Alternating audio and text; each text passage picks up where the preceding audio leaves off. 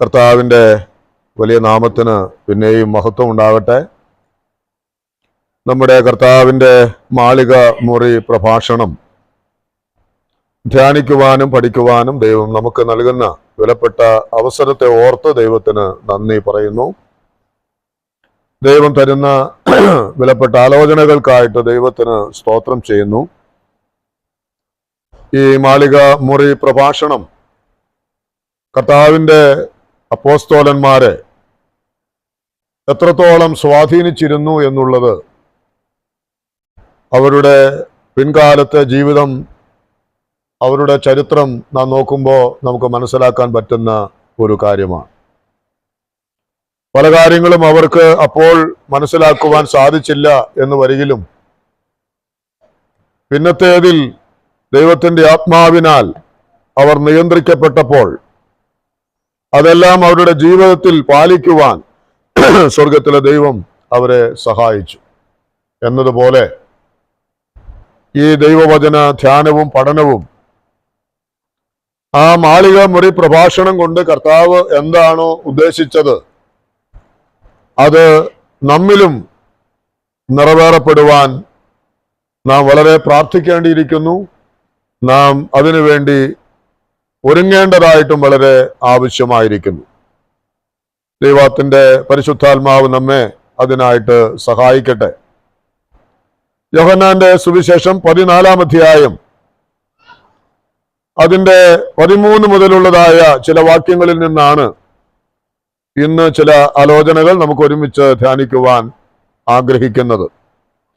അതിന് മുൻപുള്ളതായിരിക്കുന്ന ആ വാക്യത്തിൽ 12-ാമത്തെ വാക്യത്തിൽ കർത്താവ് പറഞ്ഞ വാക്ക് നാം ഓർത്തതാണ്. ആമേൻ ആമേൻ, ഞാൻ നിങ്ങളോട് പറയുന്നു, ഞാൻ ചെയ്യുന്ന പ്രവൃത്തി എന്നിൽ വിശ്വസിക്കുന്നവനും ചെയ്യും. ഞാൻ പിതാവിന്റെ അടുക്കൽ പോകുന്നത് കൊണ്ട് അതിൽ വലിയതും അവൻ ചെയ്യും. അപ്പോൾ ഞാൻ ചെയ്തതിലും അധികം പ്രവൃത്തി എന്നിൽ വിശ്വസിക്കുന്നവൻ ചെയ്യും എന്ന് കർത്താവ് പറയുമ്പോൾ ആ പ്രവൃത്തിയെക്കുറിച്ച്, ഏത് പ്രവൃത്തിയാണ് കർത്താവ് നമ്മെ കൊണ്ട് ചെയ്യിപ്പിക്കുവാൻ ആഗ്രഹിക്കുന്നത് എന്നെല്ലാം കഴിഞ്ഞ ക്ലാസ്സിൽ നാം ചിന്തിച്ചതാണ്. ഞാൻ അതിലേക്ക് കടക്കുന്നില്ല. അപ്പോൾ അങ്ങനെയുള്ളതായിരിക്കുന്ന പ്രവൃത്തികൾ കർത്താവ് ചെയ്തത് നമുക്കറിയാം. പിതാവ് എന്നിൽ വസിച്ചുകൊണ്ട് തൻ്റെ പ്രവൃത്തി ചെയ്യുന്നു എന്നാണ്. പിതാവിനെ കൂടാതെ പുത്രൻ ഒരു കാര്യവും ചെയ്തിട്ടില്ല, താൻ സംസാരിച്ചിട്ടില്ല, താൻ ഒരു കാര്യവും ഉപദേശിച്ചിട്ടില്ല. അപ്പോൾ ആ നിലയിലാണെങ്കിൽ നാം ഓർക്കേണ്ടതായ കാര്യം, ഞാൻ ചെയ്തതിലും അധികം പ്രവൃത്തി നിങ്ങൾ ചെയ്യും എന്ന് കർത്താവ് പറയുമ്പോൾ അത് എങ്ങനെയാണ് സാധിക്കുക? എങ്ങനെയാണ് നമുക്ക് അതിന് കഴിയുക? നമ്മുടെ സ്വന്തമായിരിക്കുന്ന കഴിവിനാൽ അത് സാധ്യമാണോ? ഞാൻ ചെയ്തതിലും അധികം പ്രവൃത്തികൾ നിങ്ങൾ ചെയ്യുമെന്ന് കർത്താവ് നമ്മോട് പറഞ്ഞിട്ട് നമ്മെ വെറുതെ അങ്ങ് അയക്കുകയാണോ കർത്താവ് ചെയ്തത്? ഒരിക്കലും ആയിരുന്നില്ല എന്നുള്ളത് തുടർന്നുള്ളതായിരിക്കുന്ന വേദവാക്യങ്ങൾ ധ്യാനിക്കുമ്പോൾ നമുക്കറിയുവാനായിട്ട് സാധിക്കും. നമുക്ക് ഒരു വീട് പണിയണം എന്ന് ആഗ്രഹമുണ്ടെങ്കിൽ അതിന് വേണ്ടതായിരിക്കുന്ന എല്ലാ സാധന സാമഗ്രികളും നാം ഒരുക്കി വെച്ചതിന് ശേഷമാണ് അതിനുവേണ്ടി ഒരാളെ അത് പണിയുവാനായിട്ട് നിയോഗിക്കുന്നത്. ആ ആള് വരുന്ന സമയത്ത് നാം ആവശ്യപ്പെടുകയാണ്, എന്ത്? എനിക്കൊരു വീട് പണിത് തരണം. അതിന്റെ റോ മെറ്റീരിയൽസ് എല്ലാം ആര് കൊടുക്കേണ്ടതാണ്? നാം ആണ് അത് കൊടുക്കേണ്ടത്. എന്നാൽ മാത്രമേ ആ വ്യക്തിക്ക് അത് പണിത് തീർത്തു തരുവാൻ കഴിയുകയുള്ളൂ എന്നുള്ളത് പോലെ കർത്താവ് നമ്മെ ഒരു കാര്യം ഫലമേൽപ്പിക്കുന്നു എങ്കിൽ അതിന്റെ പിന്നിൽ ആ പ്രവൃത്തിക്ക് ആവശ്യമായിരിക്കുന്ന എല്ലാ റോ മെറ്റീരിയൽസും, അതിന് വേണ്ടതായിരിക്കുന്നത് എന്തെല്ലാമാണോ അതെല്ലാം അവൻ എന്ത് ചെയ്തിട്ടുണ്ട്? നമുക്ക് അവൻ വാക്തത്വം ചെയ്തിട്ടുണ്ട്. എന്തിനാണ് ദൈവം അത് വാക്തത്വം ചെയ്തത്? നമുക്കറിയാം. നാം ഈ 15-ാം അധ്യായത്തിന്റെ അതിന്റെ 5-ാമത്തെ വാക്യത്തിന്റെ അതിന്റെ 4-ാമത്തെ വാക്യത്തിന്റെ ഒടുവിലും 5-ാമത്തെ വാക്യത്തിന്റെ ഒടുവിലും ഓരോ പ്രയോഗങ്ങൾ നമുക്ക് കാണുവാൻ കഴിയും. 4-ാം അധ്യായത്തിന്റെ ഒടുവിൽ നാം വായിക്കുന്നുണ്ട്, എന്നിൽ വസിച്ചിട്ടല്ലാതെ നിങ്ങൾക്ക് കഴിയുകയില്ല. 5-ാം വാക്യത്തിന്റെ ഒടുവിൽ എന്നെ പിരിഞ്ഞ് നിങ്ങൾക്ക് ഒന്നും ചെയ്യുവാൻ കഴിയുകയില്ല. മുകളിൽ നാം വായിച്ചു, എന്നിൽ വസിച്ചിട്ടല്ലാതെ നിങ്ങൾക്ക് കഴിയുകയില്ല. അടുത്ത വാക്യത്തിൽ നാം കണ്ടു, എന്നെ പിരിഞ്ഞ് നിങ്ങൾക്ക് ഒന്നും ചെയ്യാൻ കഴിയുകയില്ല. ആ ഒന്നും എന്ന് പറയുന്ന ആ വാക്ക് നാം വളരെ അടിവരയിട്ട് ശ്രദ്ധിക്കേണ്ട ഒരു വാക്കാണ്. നമുക്ക് ചിലപ്പോൾ തോന്നും ഈ കാര്യങ്ങളൊക്കെ എനിക്ക് ചെയ്യുവാനായിട്ട് സാധിക്കും, ഇന്ന കാര്യങ്ങളൊക്കെ എനിക്ക് കർത്താവിന്റെ സഹായം ഇല്ലെങ്കിലും അങ്ങനെയൊന്നും നാം പറയില്ല. പക്ഷേ നമ്മ അങ്ങ് ചെയ്യും. എന്ത്? ഈ കാര്യങ്ങളൊന്നും അങ്ങനെ കൂടുതൽ പ്രാർത്ഥിക്കേണ്ടതിന്റെയോ അല്ലെങ്കിൽ കർത്താവിനെ ആശ്രയിക്കേണ്ടതിന്റെയോ ആവശ്യങ്ങളില്ല എന്ന് നമ്മൾ അങ്ങ് ധരിച്ച് ചില കാര്യങ്ങൾ നമ്മൾ അങ്ങ് ചെയ്യുകയാണ്. എന്നാൽ കർത്താവ് പറഞ്ഞ കാര്യം എന്താണ്? എന്നെ പിരിഞ്ഞ് നിങ്ങൾക്ക് ഒന്നും ചെയ്യാൻ കഴിയുകയില്ല. ഞാൻ ഓർത്തു, ഒരു കമിഴ്ന്ന് കിടക്കുന്ന ഒരു പ്ലാവിന്റെ ഇല അത് മലർത്തിയിടണമെങ്കിൽ പോലും കർത്താവിനെ കൂടാതെ കഴിയില്ല. അതിനിപ്പോ എന്താ പ്രയാസം അല്ലേ? ഞാൻ ഓർത്തു, നമുക്കൊന്ന് കുനിയണമെങ്കിൽ അല്ലേ, നമ്മുടെ കരം കൊണ്ട് അതൊന്ന് എടുക്കണമെങ്കിൽ നമ്മുടെ ശരീരത്തിന് മാത്രം പോരാ, നമ്മുടെ മനസ്സിനും എന്തുണ്ടാകണം? ആരോഗ്യമുണ്ടാകണം. അപ്പോൾ നാം നമ്മുടെ ഹൃദയത്തിൽ വളരെ കരുതിക്കൊള്ളേണ്ടതായ ഒരു കാര്യം, ഏറ്റവും നിസ്സാരമെന്ന് കരുതുന്നതായ കാര്യങ്ങളിൽ പോലും നമ്മുടെ കർത്താവിനെ പിരിഞ്ഞ് നമുക്ക് ഒന്നും ചെയ്യാൻ കഴിയില്ല. നമ്മുടെ ഹൃദയത്തിൽ ഈ പാഠം ഒന്നാമത് ഇന്ന് രാത്രിയിൽ തറയ്ക്കട്ടെ. ദൈവത്തിന്റെ ആത്മാവ് നമ്മെ അതിനായിട്ട് സഹായിക്കട്ടെ. ഈ കർത്താവിനെ കൂടാതെ ഏതെങ്കിലും കാര്യങ്ങളിൽ, അത് നമ്മുടെ വിദ്യാഭ്യാസമാകട്ടെ, അത് നമ്മുടെ ജോലിയാകട്ടെ, അത് നമ്മുടെ കുടുംബകാര്യങ്ങളാകട്ടെ, നമ്മുടെ വാഹനമാകട്ടെ, നമ്മുടെ യാത്രയാകട്ടെ, തൊഴിലാകട്ടെ, ഏത് മേഖലയായിരുന്നാലും ആരും മനസ്സുകൊണ്ട് പോലും അല്പമായിട്ടെങ്കിലും ചിന്തിച്ചു പോകരുത്, ഈ കാര്യം എന്നാൽ കഴിയുമെന്ന് ആരും പറയണ്ട. നമ്മാൽ ഒന്നും കഴിയുകയില്ല. ഒരു മുട്ടു സൂചിക്ക് പോലും നമ്മുടെ ജീവിതത്തെ ഇല്ലായ്മ ചെയ്യാനായിട്ട് സാധിക്കും. അതുപോലും നമ്മുടെ ശരീരത്തിൽ തറയ്ക്കാതെ സൂക്ഷിക്കുവാൻ ആർക്ക് മാത്രമേ കഴിയൂ? നമ്മുടെ കർത്താവിന് മാത്രമേ കഴിയുകയുള്ളൂ. അപ്പോൾ നമ്മുടെ കർത്താവ് തന്റെ ശിഷ്യന്മാർക്ക് നൽകുന്ന ഞാൻ ചെയ്തതിലും അധികം ചെയ്യുമെന്ന് പറയുമ്പോൾ കർത്താവ് പറയാണ്, എന്നെ പിരിഞ്ഞ് നിങ്ങൾക്ക് ഒന്നും ചെയ്യാൻ കഴിയില്ല.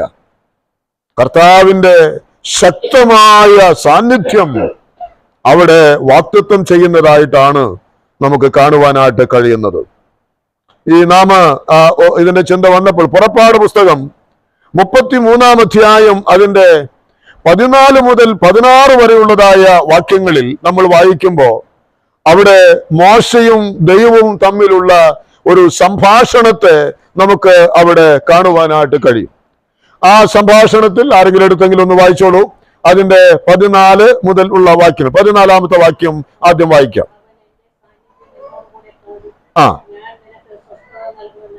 എന്റെ സാന്നിധ്യം നിന്നോടുകൂടെ പോരും, ഞാൻ നിനക്ക് സ്വസ്ഥത നൽകും. നമുക്കറിയാം, മോശയ്ക്ക് ദൈവം നൽകിയ ഒരു വലിയ വാക്തത്വമാണ്, എങ്ങനെ ഞാൻ മുൻപോട്ട് പോകും. അത് പറയുമ്പോൾ ദൈവത്തിന്റെ വാക്തത്വമാണ്, എന്റെ സാന്നിധ്യം നിന്നോടുകൂടെ പോരും. അപ്പോൾ മോശ എന്താ തിരിച്ചു പറയുന്നത്?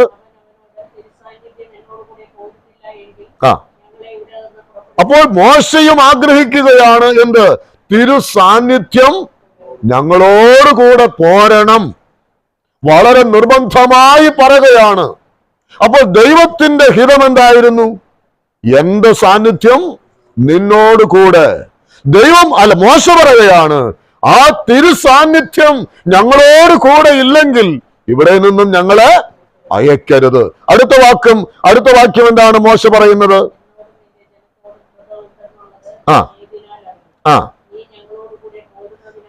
മതി. നിനക്ക് ഞങ്ങളോട് കൃപയുണ്ട് എന്നുള്ളത് എങ്ങനെയാണ് ഞങ്ങൾ മനസ്സിലാക്കുന്നത്?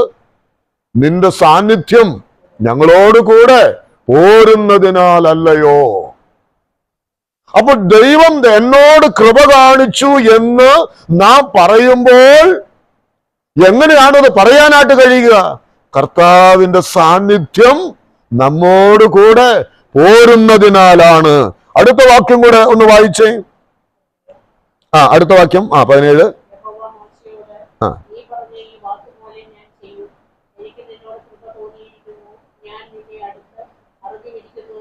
അതിന്റെ തൊട്ട് മുകളിലെ വാക്യം തീർന്നു. 16-ാമത്തെ വാക്യം ഒന്നുകൂടെ വായിച്ച്.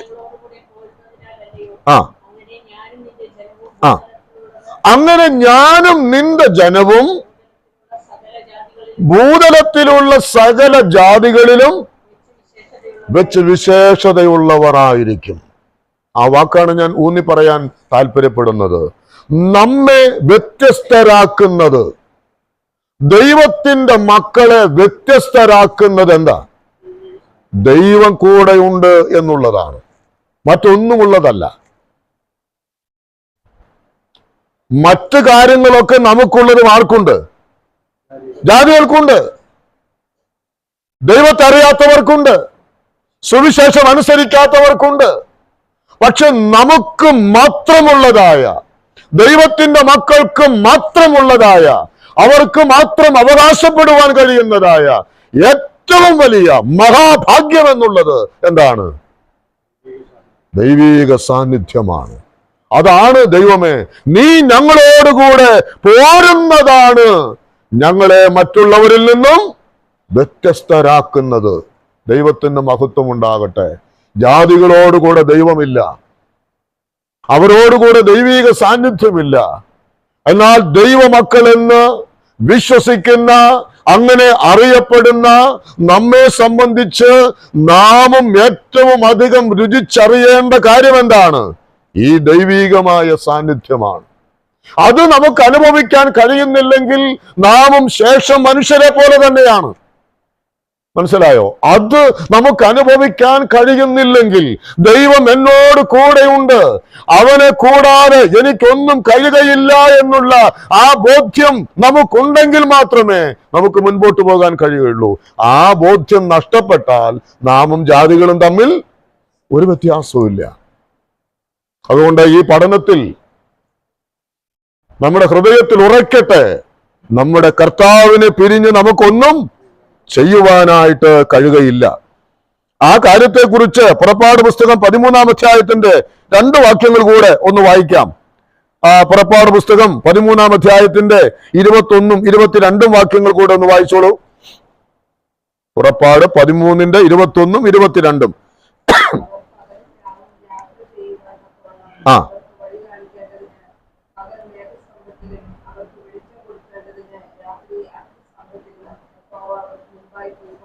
മതി, അത് നമുക്കറിയാം ആ വാക്യങ്ങൾ. അവിടെ നാം വായിച്ചതുപോലെ ഇസ്രായേൽ ജനത്തോട് കൂടെ ഉണ്ടാകുമെന്ന് വാക്ക് പറഞ്ഞവനായിരിക്കുന്ന ദൈവം ആ സാന്നിധ്യം അവർക്ക് അനുഭവിക്കുവാൻ അവൻ നൽകി. എങ്ങനെ? പകലിന്റെ കടുത്ത് ചുട്ടുപൊള്ളുന്നതായിരിക്കുന്ന മരുഭൂമിയുടെ ചൂടിൽ അവൻ എന്തു നൽകി? മേഘത്തെ നൽകി. സ്തോത്രം. അതുപോലെ തന്നെ രാത്രിയുടെ ഇരുളിന്റെ യാമങ്ങളിൽ പ്രകാശപൂരിതമായി ഒരു അഗ്നിസ്തംഭമായി ദൈവം അവർക്ക് മുൻപായി നടന്നു എന്നാണ് നമ്മൾ വായിക്കുന്നത്. ഞാൻ ഓർത്ത ഒരു കാര്യമുണ്ട്, നമ്മുടെ ദൈവത്തിന് മാത്രം ചെയ്യാൻ പറ്റുന്ന ഒരു കാര്യമാണ്, മറ്റാർക്കും ചെയ്യാൻ പറ്റാത്ത ഒരു കാര്യം. അപ്പൊ അതുകൊണ്ട് എന്റെ ധ്യാനത്തിൽ വന്ന ഒരു കാര്യം ഞാൻ ദൈവമക്കളോട് പറയട്ടെ. ഈ കർത്താവിന് നമ്മിൽ ചെയ്യുവാൻ കഴിയുന്നതിനേക്കാൾ അപ്പുറത്ത് വേറെ ആർക്കും നമുക്ക് വേണ്ടി ചെയ്യാൻ കഴിയില്ല. വേറെ ആർക്കും നമുക്ക് വേണ്ടി ചെയ്യാൻ കഴിയില്ല. അവൻ നൽകുന്നത് പോലുള്ള സാന്നിധ്യം നൽകുവാൻ, അവൻ നൽകുന്നത് പോലെ മുൻപേ നടക്കുവാൻ, അവൻ തരുന്നത് പോലെ മേഘവും അഗ്നിസ്തംഭവും നമുക്ക് വേണ്ടി നിവർത്തുവാൻ വേറെ ആർക്കും കഴിയുകയില്ല. ഇനി നാം ഈ വായിച്ച വേദഭാഗത്തേക്ക് വരുമ്പോൾ ആണ് അതിന്റെ പ്രസക്തി നമ്മൾ തിരിച്ചറിയുന്നത്. ഞാൻ ചെയ്യുന്നതിലും അധികം നിങ്ങൾ ചെയ്യുമെന്ന് കർത്താവ് അവരോട് പറയുമ്പോൾ ഇനി അവർക്ക് നൽകുന്നതായ വാഗ്ദത്തങ്ങളുടെ ഒരു വലിയ കൂമ്പാരമാണ് നമുക്ക് കാണുവാൻ കഴിയുന്നത്. തുടർന്നുള്ള അധ്യായങ്ങളിൽ അതെല്ലാം നമുക്ക് കാണുവാനായിട്ട് സാധിക്കും. വെറുതെ ഒറ്റയ്ക്ക് അങ്ങ് വിടുകയല്ല ചെയ്തത്. വാഗ്ദത്തങ്ങളുടെ ഒരു വലിയ നിര തന്നെ ഓരോന്നോരോന്നായി ദൈവം അവർക്ക് കൊടുക്കുന്ന കാഴ്ചയാണ് നമുക്ക് കാണുവാനായിട്ട് കഴിയുന്നത്. ദൈവം അവർക്ക് അനേകം വാഗ്ദത്തങ്ങളെ നൽകി എന്നുള്ളത് നമുക്ക് കാണുവാൻ കഴിയും. അതിൽ ഒരു കാര്യം മാത്രം ഇന്ന് രാത്രി ചിന്തിച്ച് അവസാനിപ്പിക്കണം എന്ന് കരുതുന്നു. അതിന്റെ 13ഉം 14ഉം വാക്യങ്ങൾ ആദ്യമായിട്ട് നമുക്ക് ഒന്ന് വായിച്ച് കേൾക്കാം. 13ഉം 14ഉം വാക്യങ്ങൾ. യോഹന്നാന്റെ സുവിശേഷം 14-ാം അധ്യായം 13, 14 വാക്യങ്ങൾ.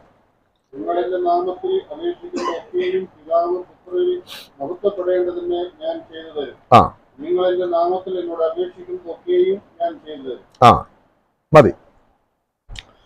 ഈ രണ്ട് വാക്യങ്ങളിലൂടെ കർത്താവ് നമുക്ക് നൽകുന്ന വാഗ്ദത്തങ്ങൾ എന്താണ്? ഈ രണ്ട് വാക്യവും മാത്രമല്ല, ഇനി പ്രാർത്ഥനയുമായി ബന്ധപ്പെട്ട് മറ്റു ചില വാക്യങ്ങൾ കൂടെ ഉണ്ട്. അത് നമുക്ക് ഓരോന്നെടുത്ത് പിന്നത്തേതിൽ ധ്യാനിക്കുവാൻ ദൈവം നമ്മെ സഹായിക്കട്ടെ. ഒന്നാമത്തേത് നാം അവിടെ വായിക്കുമ്പോൾ ഒരു കാര്യം ആ വാക്കുകളിൽ നിന്ന് മനസ്സിലാക്കാൻ കഴിയുന്ന പ്രധാനപ്പെട്ട ഒരു കാര്യം എന്നുള്ളത് നിങ്ങൾ പ്രാർത്ഥിക്കുന്നവരാകണം എന്നുള്ളതാണ്. എന്തു ചെയ്യണം? നിങ്ങൾ പ്രാർത്ഥിക്കുന്നവരാകണം. എന്തിനു വേണ്ടി? എന്തിനാ പ്രാർത്ഥിക്കേണ്ടത്? തൊട്ട് മുകളിൽ എന്താ നമ്മൾ ചിന്തിച്ചത്?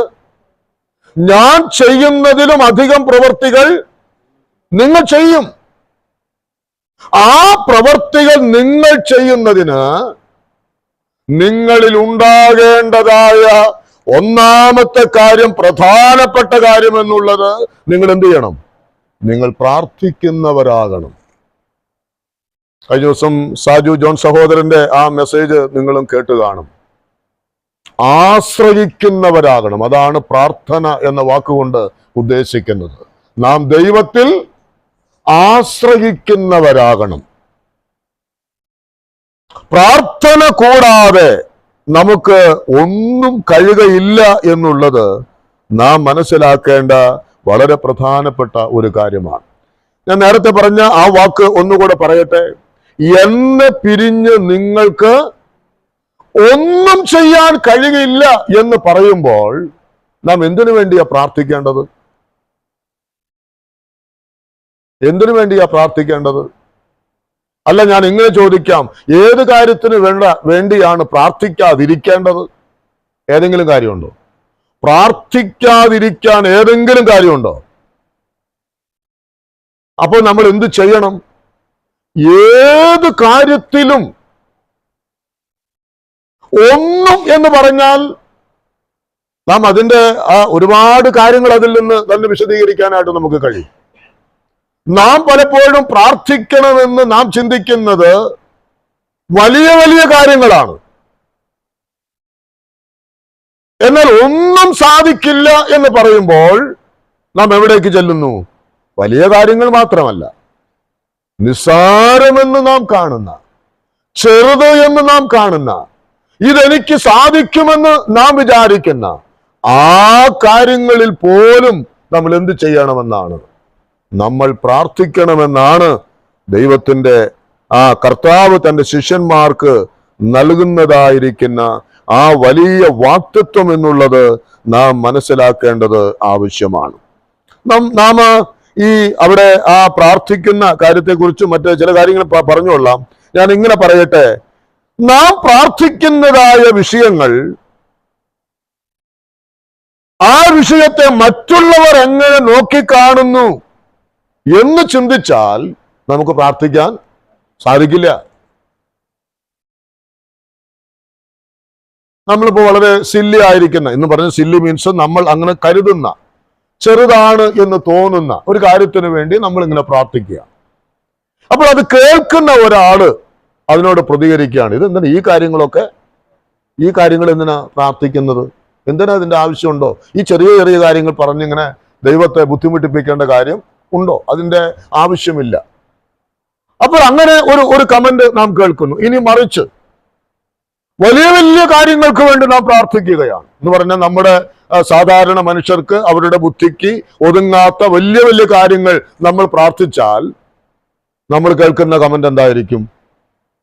ഇതൊക്കെ പ്രാർത്ഥിച്ചാൽ നടക്കണ വല്ല കാര്യവും ആണോ? ഇത് നടക്കണ വല്ല കാര്യമാണോ ഈ പ്രാർത്ഥിക്കുന്നത്? ഇപ്പൊ നമ്മുടെ വൈന്തല ബാബു സോരൻ മിക്കവാറും ഉണർവ് പ്രാർത്ഥനാ യോഗങ്ങളിലൊക്കെ പറയാറുണ്ട്, ലോകം ഇന്നുവരെ കണ്ടിട്ടുള്ളതിലേക്കും വെച്ച് ഏറ്റവും ഉന്നതമായ ഒരു ആത്മീക ഉണർവ് നമ്മുടെ മധ്യേ ഉണ്ടാകണം. അപ്പൊ ഒരുപാട് ആൾക്കാര് എന്നോട് പറഞ്ഞിട്ടുണ്ട്, എന്റെ ബ്രദറെ അതും പറ്റി അങ്ങനെ പ്രാർത്ഥിച്ചാൽ നടക്കണ കാര്യം, ഇത് സാധിക്കുന്ന കാര്യമാണ്. അപ്പൊ ന്യായമായിട്ടൊരു ചോദ്യം, ചെറിയ ചെറിയ കാര്യങ്ങൾക്ക് വേണ്ടി പ്രാർത്ഥിക്കുമ്പോൾ അവർ ചോദിക്കുന്നത് ഇതിനൊക്കെ വേണ്ടി എന്തിനാ പ്രാർത്ഥിക്കുന്നത്? ഇനി വലിയ വലിയ കാര്യങ്ങൾക്ക് വേണ്ടി പ്രാർത്ഥിക്കുമ്പോൾ അവർ ചോദിക്കുന്നുണ്ട് ഇതൊക്കെ സാധ്യമാണോ? ഇനിയപ്പോ ഏതിനു വേണ്ടിയാ പ്രാർത്ഥിക്കേണ്ടത്?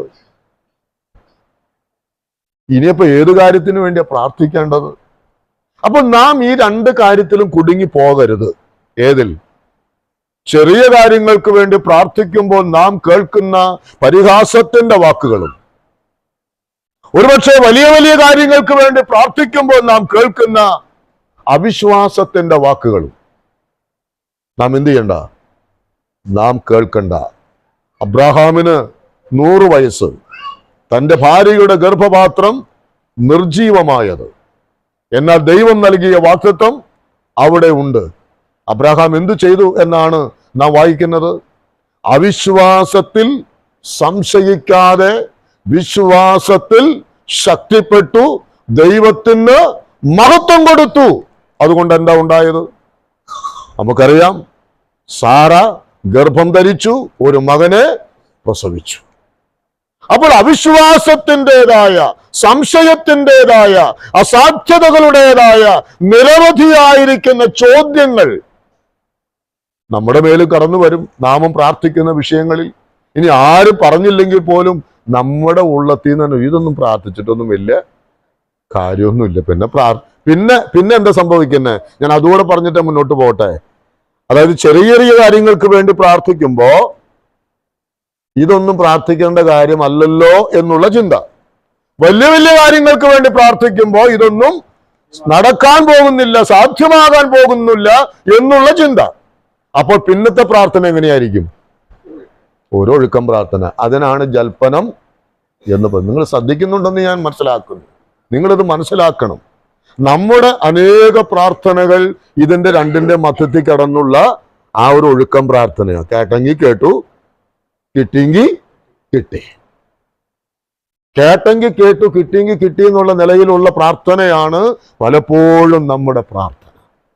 ചെറിയ ചെറിയ കാര്യങ്ങൾക്ക് വേണ്ടി നാം പ്രാർത്ഥിക്കുന്നില്ല. അതിനെ എനിക്ക് ചെയ്യാൻ പറ്റുന്ന കാര്യമല്ലേ ഉള്ളൂ, പിന്നെ എന്തിനാ ഞാൻ വെറുതെ ദൈവത്തിൽ ആശ്രയിക്കുന്നത്? വലിയ വലിയ കാര്യങ്ങൾക്ക് വേണ്ടി ഞാൻ പ്രാർത്ഥിച്ചാൽ അതെങ്ങനെ സാധിക്കും? ഇത് നടക്കുന്ന കാര്യമാണോ? അതിനും പ്രാർത്ഥനയില്ല.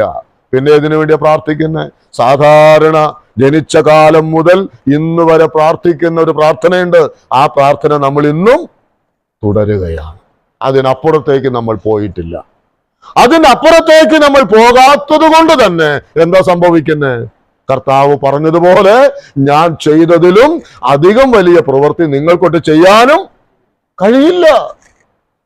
അതിനപ്പുറത്തെ ചെയ്യുവാൻ നമുക്ക് സാധിക്കുന്നില്ല. അതിനപ്പുറത്തേക്ക് വളരാൻ നമുക്ക് പറ്റുന്നില്ല. നമ്മുടെ ആത്മീക ജീവിതം പുരോഗതി പ്രാപിക്കുന്നില്ല. കാരണം എന്താ? ഇതാ കാരണം.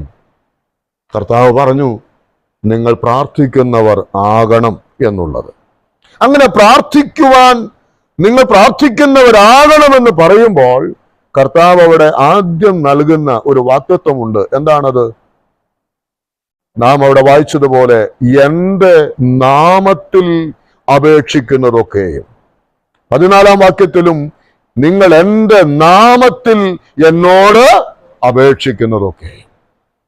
അപ്പോൾ കർത്താവ് അവിടെ നമുക്ക് നൽകുന്ന, പ്രാർത്ഥിക്കുന്നതിനു വേണ്ടി നമുക്ക് നൽകുന്ന ആ വലിയ മൂലധനം എന്താണ്? കർത്താവിന്റെ നാമമാണ്. അവന്റെ നാമമാണ് പ്രാർത്ഥിക്കുന്നതിനു വേണ്ടി സ്വർഗത്തിലെ ദൈവം നമുക്ക് തന്നത്.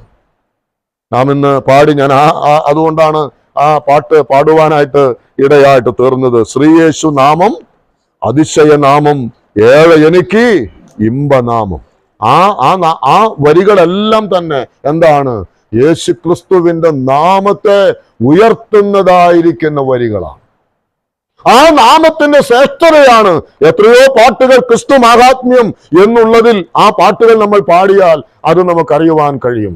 പ്രിയപ്പെട്ടവരെ, യേശു പറയുകയാണ്, എന്റെ നാമത്തിൽ നിങ്ങൾ പിതാവിനോട് പ്രാർത്ഥിക്കണം. അപ്പോൾ ആ നാമം ദൈവം നമുക്ക് തന്നിരിക്കുകയാണ് എന്ന് പറഞ്ഞാൽ, പിതാവായിരിക്കുന്ന ദൈവത്തിന്റെ സന്നിധിയിലേക്ക് നേരിട്ട് കടന്നു ചെല്ലുവാൻ നമുക്കാർക്കും സാധ്യമല്ല. എന്നാൽ ആ പിതാവിന്റെ സന്നിധിയിൽ ധൈര്യത്തോടു കൂടെ അടുത്ത് ചെല്ലുവാൻ തക്കവണ്ണമുള്ള ഒരു നാമമാണ് ആരുടെ നാമം? യേശുക്രിസ്തുവിന്റെ നാമം.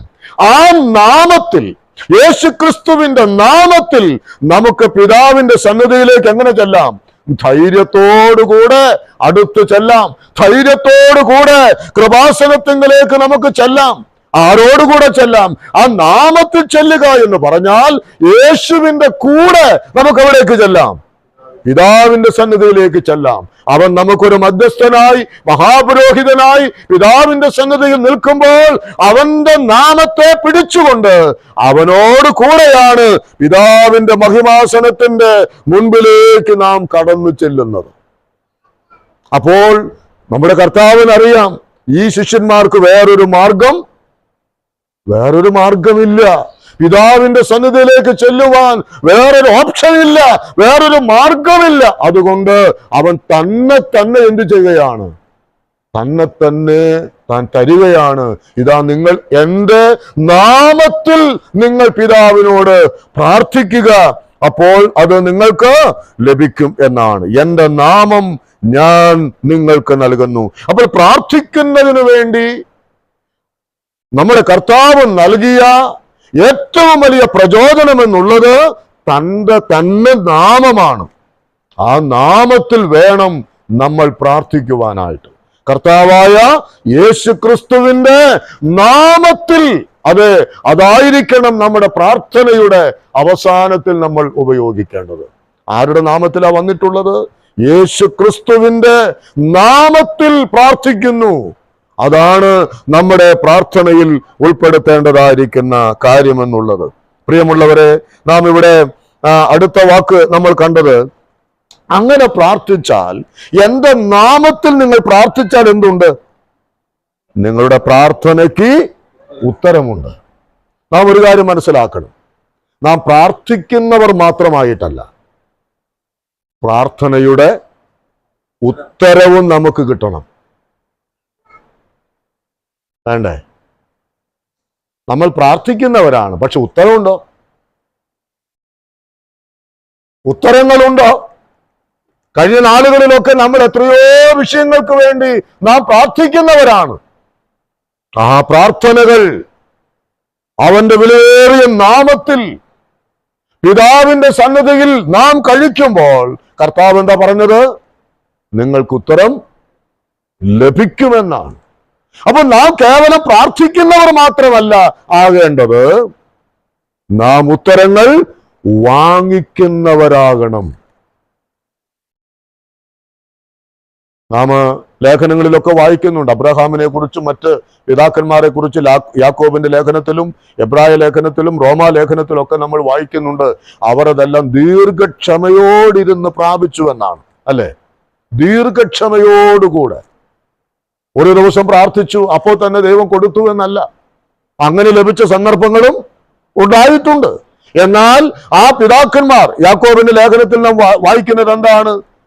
വിതക്കാരൻ വിതച്ചിട്ട് അതിന് ആദ്യം മുൻമഴയും പിന്നെ പിന്മഴയും ലഭിക്കുന്നത് കാത്തിരുന്നും കൊണ്ട് ആ വിള കൊയ്യുവാൻ കാത്തിരിക്കുന്നത് പോലെയാണ് എന്തുണ്ടാകേണ്ടത്?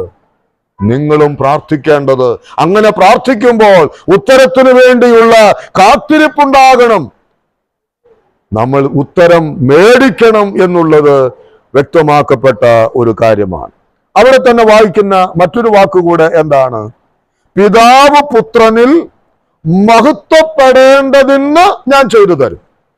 അപ്പോൾ പുത്രന്റെ നാമത്തിൽ നമ്മൾ പ്രാർത്ഥിക്കണം. പ്രാർത്ഥനയ്ക്ക് ഉത്തരമുണ്ട് എന്ന് നമ്മൾ വിശ്വസിച്ച് അത് നാം പ്രാർത്ഥിക്കണം. വീണ്ടും നമ്മളിവിടെ വായിച്ചത് എന്താണ്? നാം പ്രാർത്ഥിക്കുന്ന വിഷയം, ഉത്തരം പ്രതീക്ഷിക്കുന്ന വിഷയം ഏതായിരിക്കണം? പിതാവ് പുത്രനിൽ മഹത്വപ്പെടുന്ന വിഷയമായിരിക്കണം. പിതാവ് പുത്രനിൽ മഹത്വപ്പെടുന്ന കാര്യങ്ങൾക്ക് വേണ്ടിയാണ് എന്തുള്ളത്? ഉത്തരമുള്ളത്. നാം കഴിക്കുന്ന ഏത് പ്രാർത്ഥനയ്ക്കും അത് ഒടുവിൽ യേശുക്രിസ്തുവിന്റെ നാമത്തിൽ എന്ന് പറഞ്ഞാലും കിട്ടുമെന്നല്ല അതിന്റെ അർത്ഥം. നമ്മുടെ പ്രാർത്ഥനകൾ എന്തായിരിക്കണം? ദൈവത്തിന്റെ നാമം മഹത്വപ്പെടണം. പിതാവ് പുത്രനിൽ മഹത്വപ്പെടണം. കാരണം ഈ എന്റെ പുത്രന്റെ നാമത്തിലാണ്, ആ പുത്രനിൽ ആശ്രയിച്ചുകൊണ്ടാണ് അവന്റെ ശിഷ്യന്മാർ എന്ത് ചെയ്യുന്നത്? അവനോട് പ്രാർത്ഥിക്കുന്നത്. ആ പ്രാർത്ഥനയ്ക്ക് ഉത്തരം നൽകുമ്പോൾ ആരാണ് അവിടെ മഹത്വപ്പെടേണ്ടത്? പിതാവ് പുത്രനിൽ മഹത്വപ്പെടുവാൻ കാരണമായിട്ട് തീരണം. അപ്പോൾ അങ്ങനെയുള്ള വിഷയങ്ങൾക്ക് വേണ്ടിയാണ് നമ്മൾ പ്രാർത്ഥിക്കേണ്ടത്. അങ്ങനെയുള്ള പ്രാർത്ഥനയാണ് വലിയ കാര്യങ്ങൾ ചെയ്യുവാനായിട്ട് നമ്മെ സഹായിക്കുന്നത്. ഒരു സാധാരണ പ്രാർത്ഥന, ഒരു ഒഴുക്കം മട്ടിലുള്ളതായ പ്രാർത്ഥന, ഒരു ജൽപ്പനം നമ്മുടെ ജീവിതത്തിൽ നാം ക്രമീകരിച്ചു പോയാൽ ഒരു കാരണവശാലും കർത്താവ് ചെയ്തതിലും അധികം പ്രവൃത്തിയൊന്നും നമ്മെ കൊണ്ട് ചെയ്യാൻ സാധിക്കില്ല. നമ്മിലൂടെ ദൈവത്തിന്റെ നാമം മഹത്വപ്പെടുകയുമില്ല. നമ്മൾ ചിന്തിക്കണം, എന്റെ കർത്താവ് തന്റെ പുത്രന്റെ വിലയേറിയ നാമത്തെ എനിക്ക് മുറുകെ പിടിക്കാൻ തന്നിട്ടുണ്ട്. അവന്റെ സാന്നിധ്യം അവൻ നമുക്ക് തന്നിട്ടുണ്ട്. അവന്റെ നാമത്തിൽ പ്രാർത്ഥിക്കുവാൻ നമുക്ക് അനുവാദം തന്നിട്ടുണ്ട്. ആ പ്രാർത്ഥനയ്ക്ക് ഉത്തരമുണ്ട്. ആ പ്രാർത്ഥന ദൈവനാമത്തിന്റെ മഹത്വത്തിനായുള്ള പ്രാർത്ഥനയാണ്. എൻ്റെ ജീവിതം എങ്ങനെയുണ്ട്? എൻ്റെ പ്രാർത്ഥന എങ്ങനെയുണ്ട്? ആ നാമത്തിൽ ഞാൻ ആശ്രയിക്കുന്നുണ്ടോ? ആ നാമത്തിലുള്ള എൻ്റെ പ്രാർത്ഥന എങ്ങനെയുള്ളതാണ്? പ്രിയപ്പെട്ടവരെ, ഞാൻ നേരത്തെ പറഞ്ഞ വാക്ക് വീണ്ടും ഓർപ്പിച്ച് മുന്നോട്ട് പോകട്ടെ. നാമാണ് ശ്രേഷ്ഠതയുള്ള ജാതി. യഹോവ ദൈവമായിരിക്കുന്ന ജാതിയും അവൻ തനിക്ക് അവകാശമായി തിരഞ്ഞെടുത്ത ജനവും ഭാഗ്യമുള്ളത് എന്ന് പറഞ്ഞാൽ നമുക്കറിയാം അതിന്റെ ആശയം. ദൈവത്തിന് ഒരു ദൈവമുള്ളവനും ആ ദൈവത്തെ ആശ്രയിക്കുന്നവനും ദൈവത്തോട് പ്രാർത്ഥിക്കുന്നവനും ആയിരിക്കുന്ന മനുഷ്യനെ പോലെ ഭാഗ്യവാനായവൻ ഈ ലോകത്ത് വേറെ ആരും തന്നെയില്ല. ആ ബോധ്യം അരക്കിട്ടുറപ്പിക്കുവാൻ ദൈവത്തിന്റെ ആത്മാവ് നമ്മെ സഹായിക്കട്ടെ. നാം ഒരു സാധാരണക്കാരല്ല, സാധാരണ മനുഷ്യരല്ല, ദൈവത്തിന്റെ മക്കളാണ്.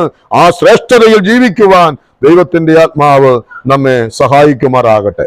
പ്രാർത്ഥനയിൽ നമ്മുടെ കർത്താവ് വീണ്ടും അവർക്ക് നൽകിക്കൊടുത്ത മറ്റൊരു വാക്തത്വമാണ് 15-ാം അധ്യായത്തിന്റെ 7-ാമത്തെ വാക്യം. ഒന്ന് വായിച്ചോളൂ. 15-ാം അധ്യായം അതിന്റെ 7-ാമത്തെ വാക്യം.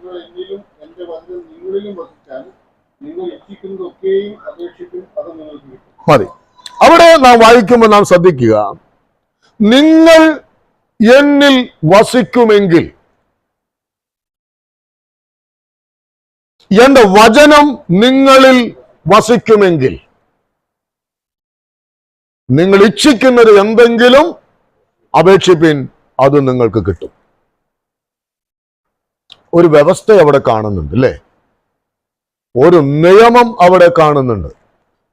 ചുമ്മാ പറയല്ലോ നിങ്ങളൊക്കെ എന്ത് വേണമെങ്കിലും പ്രാർത്ഥിച്ചോ, അത് ഞാൻ തരാമെന്നല്ല കർത്താവ് പറഞ്ഞത്. വ്യക്തമായിരിക്കുന്ന ഒരു നിയമം, ഒരു കരാറ് അവിടെ കർത്താവ് പറയുന്നുണ്ട്.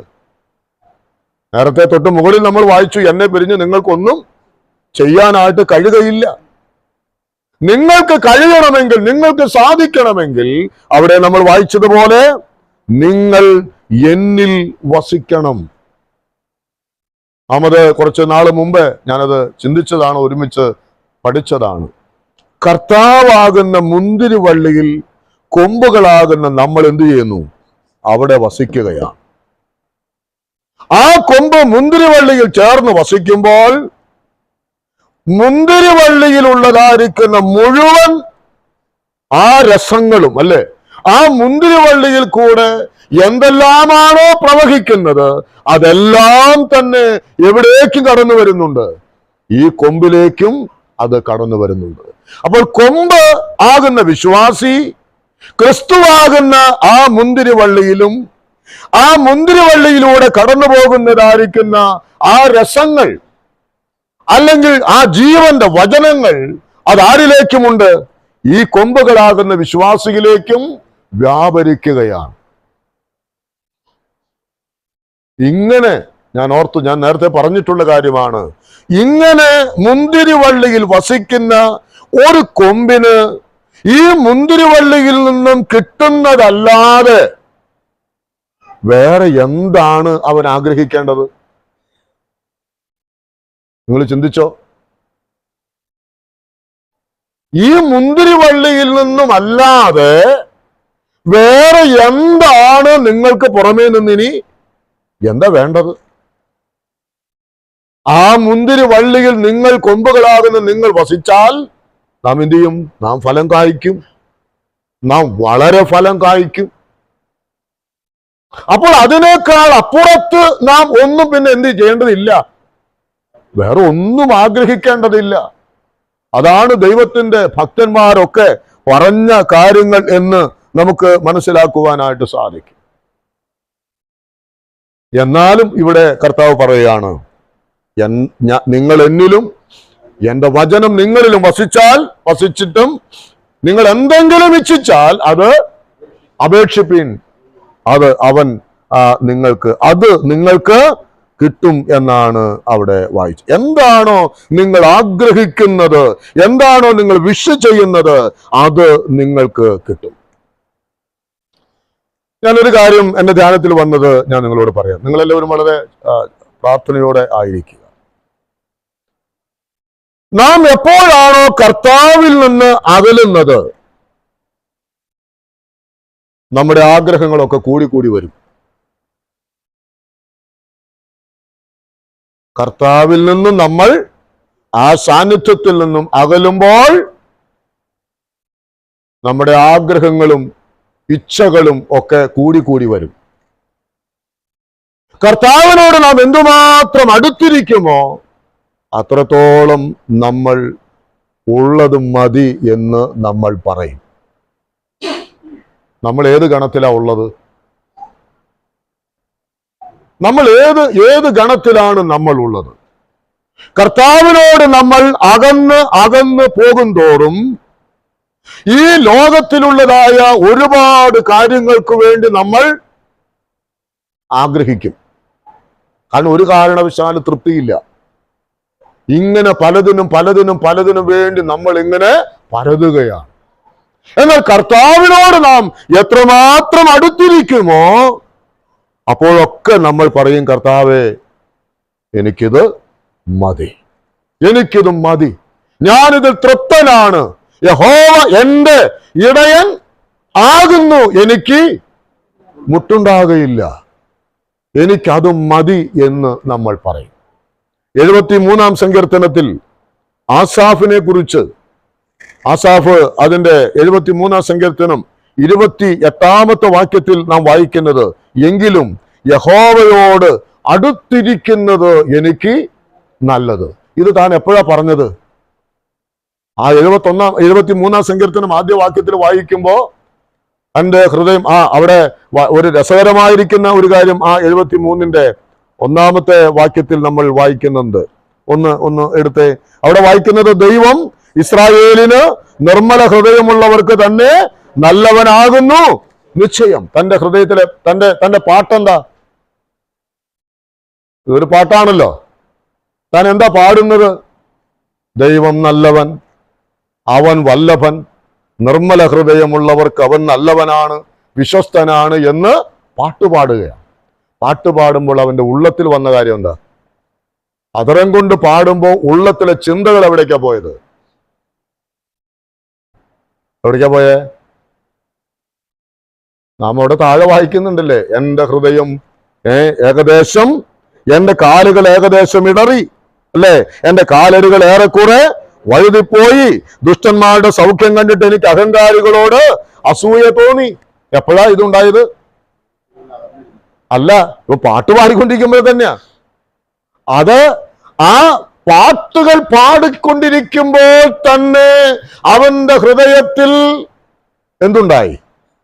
അഹങ്കാരികളോട് അസൂയ. അവനും തോന്നിയ ഒരു ലോകത്തേക്ക് നോക്കിക്കഴിഞ്ഞപ്പോ എന്തുണ്ടായി? അവന്റെ കാലുകൾ, ഞാൻ ഈ പാട്ട് പാടുന്നതും ഞാൻ ഈ പ്രാർത്ഥിക്കുന്നതും ഞാൻ ഈ പ്രവർത്തിക്കുന്നതും ഒക്കെ വെറുതെയാണല്ലോ എന്ന ഒരു ചിന്ത തന്നെ അങ്ങോട്ട് ഭരിക്കാനായിട്ട് തുടങ്ങി. അത് പിന്നെ അകന്ന് പോയി ഇല്ലേ? അതവൻ പിന്നീട് വായിക്കുന്നുണ്ട്. അവൻ അതരം കൊണ്ട് പറഞ്ഞു കാര്യമൊന്നുമല്ല. ഇങ്ങനെ ഞാൻ വിചാരിക്കാൻ തുടങ്ങിയെങ്കിൽ, അങ്ങനെ നാം വായിക്കുന്നുണ്ട്. ഇങ്ങനെ അതിന് 15-ാം വാക്യം, ഞാൻ ഇങ്ങനെ സംസാരിപ്പാൻ വിചാരിച്ചെങ്കിൽ ഇതാ ഞാൻ നിന്റെ മക്കളുടെ തലമുറയോട് ദ്രോഹം ചെയ്യുമായിരുന്നു. അപ്പോൾ ആസാഫ് ദൈവത്തിന്റെ സന്നിധിയിൽ പാട്ടുകൾ പാടിക്കൊണ്ടിരിക്കുമ്പോൾ തന്നെ അവന്റെ ഹൃദയം ദൈവത്തിൽ നിന്നും പതുക്കെ പതുക്കെ അകന്നു. ലോകത്തിന്റെ ചിന്തകൾ, നമ്മളൊക്കെ അങ്ങനെ തന്നെയാ. പാട്ടിവിടെ പാടിക്കൊണ്ടിരിക്കുമ്പോഴും യേശു നല്ലവനെന്ന് പാടുമ്പോഴും അവൻ വല്ലഭനാണെന്ന് പാടുമ്പോഴും നമ്മുടെ ഹൃദയത്തിൽ ആകുലതകളാണ്. നമ്മൾ ചിന്തിച്ച്, നമ്മൾ പ്രാർത്ഥിച്ചു കൊണ്ടിരിക്കുമ്പോൾ, ഒരാൾ പ്രാർത്ഥിച്ചു കൊണ്ടിരിക്കുമ്പോ അടുത്തയാളുടെ ഉള്ളത്തിൽ മുഴുവനും വ്യാകുലതകളാണ്. അവിടെ ഒന്നുമില്ല. ദൈവത്തിൽ നിന്ന് അകന്നുകൊണ്ടിരിക്കുന്ന ആസാഫിന്റെ ഹൃദയത്തിൽ ഒരുപാട് മോഹങ്ങൾ കടന്നുപറ്റി. എന്നാൽ ഒടുവിൽ എന്താകും എന്നറിയുവാൻ അവൻ ദൈവ സാന്നിധ്യത്തിലേക്ക് അടുത്തു ചെന്നു. അപ്പോൾ അവൻ പറഞ്ഞ വാക്കാണ് നാം വായിച്ചത്, ഇതാ ദൈവത്തോട് അടുത്തിരിക്കുന്നത് എനിക്ക് നല്ലത്, അത് മതി എന്നാണ് ആസാഫ് പറഞ്ഞത്. അപ്പോൾ എൻ്റെ പ്രിയപ്പെട്ടവരെ, ഞാൻ പറഞ്ഞത്, നാം ഈ മുന്തിരിവള്ളിയാകുന്ന കൊമ്പിലാണ് വസിക്കുന്നതെങ്കിലും ഇത് പോരാ. ഈ മുന്തിരിവള്ളി കൊണ്ട് മാത്രം കാര്യങ്ങളൊന്നും മുൻപോട്ട് പോകുന്നില്ല. അത് സംതൃപ്തമല്ല. എനിക്ക് വേറെ എന്തെങ്കിലുമൊക്കെ കൂടെ വേണം എന്നുള്ളതായിരിക്കുന്ന ചിന്ത നമ്മെ ഭരിക്കുന്നെങ്കിൽ, ഈ കർത്താവിനെ കൂടാതെ എന്തെങ്കിലും നേടണമെന്നുള്ള താല്പര്യം നമ്മെ ഭരിക്കുന്നെങ്കിൽ ഓർക്കുക, ആ ചിന്ത വരുമ്പോൾ തന്നെ ഓർക്കുക, ഞാൻ എൻ്റെ കർത്താവിൽ നിന്നും അകന്നിരിക്കുന്നു. ഞാൻ എൻ്റെ കർത്താവിൽ നിന്നും അകന്നു മാറിയിരിക്കുന്നു. നാം കർത്താവിനോട് എത്രത്തോളം അടുക്കുമോ അത്രത്തോളം ഇത് മതി എന്ന് പറയുന്ന ആ നല്ല മനോഭാവം നമുക്കുണ്ടാകും. അല്ലെങ്കിൽ പോരാ എന്നുള്ള ആ മനോഭാവം ഉണ്ടാകും. ആ മനോഭാവം പോരാ എന്നുള്ള മനോഭാവം, അതിന്റെ ഈ 73-ാം സങ്കീർത്തനത്തിന്റെ 27-ാമത്തെ വാക്യത്തിൽ അവിടെ ആസാഫ് പറയുന്നത്, ഇതാ ദൈവത്തോട് അകന്നിരിക്കുന്നവർ നശിച്ചു പോകുമെന്നാണ്. ഇതാ ദൈവത്തോട് അകന്നിരിക്കുന്നവർ നശിച്ചു പോകും. ആ അകലം, അതാ കർത്താവ് അവിടെയും പറഞ്ഞത്, എന്ത്? എന്നിൽ വസിക്കാത്ത കൊമ്പ് ഒക്കെയും വെട്ടി തീയിലിട്ട് ചുട്ടുകളയും. ദൈവത്തോട് അകലുന്നത് അത് ഒരിക്കലും അത് നമുക്ക് അനുയോജ്യമായിരിക്കുന്ന ഒന്നല്ല. നാം ദൈവത്തോട് പറ്റിയിരിക്കുമ്പോൾ, നാം പ്രാർത്ഥിക്കുമ്പോൾ, അവിടെയാണ് ദൈവത്തിന്റെ കൃപ ധാരാളമായിട്ട് നമുക്ക് നൽകുവാനായിട്ട് ഇടയാകുന്നത്. അതേ പ്രിയമുള്ളവരെ, വലിയ കാര്യങ്ങൾ ചെയ്യുവാൻ ദൈവം നൽകിയ അടുത്ത വാക്തത്വം അതായിരുന്നു, നിങ്ങൾ എന്നിലും എൻ്റെ വചനം നിങ്ങളിലും വസിക്കുക. അങ്ങനെ ചെയ്യുമ്പോൾ നിങ്ങൾ ഇച്ഛിക്കുന്നത് എന്തെങ്കിലും അപേക്ഷിപ്പീൻ, അത് നിങ്ങൾക്ക് കിട്ടും. ചില കാര്യങ്ങൾ കൂടെ ഉണ്ട്, എങ്കിലും നമ്മുടെ സമയം മുൻപോട്ട് പോയി എന്നുള്ളത് കൊണ്ട് ഇന്ന് ഞാൻ ഇവിടെ അവസാനിപ്പിക്കാം. ശേഷിക്കുന്ന കാര്യങ്ങൾ നമുക്ക് പിന്നാലെ ചിന്തിക്കുവാനിടയാകട്ടെ. അപ്പോൾ നാം ഇന്ന് ചിന്തിച്ച കാര്യം, നമ്മുടെ കർത്താവ് പറഞ്ഞു, ഞാൻ ചെയ്തതിലും അധികം നിങ്ങൾ ചെയ്യും. അതെങ്ങനെ സാധിക്കും? കർത്താവ് തന്നെ പറഞ്ഞു, എന്നെ പിരിഞ്ഞ് നിങ്ങൾക്കൊന്നും ചെയ്യാൻ കഴിയില്ല. അതുകൊണ്ട് നാം ആത്മാർത്ഥമായിട്ട് ആഗ്രഹിക്കുക, കർത്താവേ, അങ്ങയുടെ സാന്നിധ്യം ഞങ്ങളോട് കൂടെ ഉണ്ടാകണം. ഏതെല്ലാം കാര്യത്തിലാണ്? എല്ലാ കാര്യത്തിലും. ഒരു കാര്യത്തിലും അങ്ങയെ മാറ്റി നിർത്തി അങ്ങയോട് ചോദിക്കാതെ, അങ്ങയോട് പറയാതെ, അവിടുത്തെ ഇഷ്ടമല്ലാത്ത ഒരു കാര്യവും എന്നിൽ ഉണ്ടാകല്ലേ എന്നുള്ള വലിയ താല്പര്യം നമുക്കുണ്ടാകട്ടെ. ആ കർത്താവ് പറഞ്ഞു, നിങ്ങൾ പ്രാർത്ഥിക്കുന്നവരാകണം. പ്രാർത്ഥിക്കേണ്ടതിന് എൻ്റെ നാമം ഞാൻ നിങ്ങൾക്ക് തന്നിരിക്കുന്നു. നിങ്ങൾ എൻ്റെ നാമത്തിൽ പ്രാർത്ഥിക്കുക, നിങ്ങൾക്ക് ഉത്തരമുണ്ട്. ആ ഉത്തരത്താൽ എൻ്റെ പിതാവ് മഹത്വപ്പെടണം.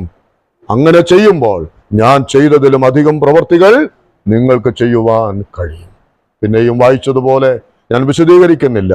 നാം കർത്താവിലും കർത്താവിന്റെ വചനം നമ്മിലും വസിക്കുമ്പോൾ അതിലാണ് തൃപ്തി എന്ന് മനസ്സിലാക്കി ആസാവ് പറഞ്ഞതുപോലെ, ഇതാ ദൈവത്തോട് അടുത്തിരിക്കുന്നതാണ് എനിക്ക് നല്ലത്.